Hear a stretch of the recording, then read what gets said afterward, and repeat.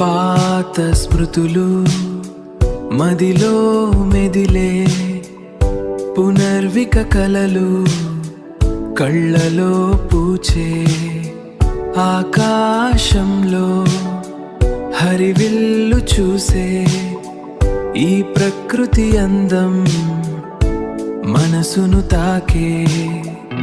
పునర్విక జ్ఞాపకాలు గుర్తొచ్చే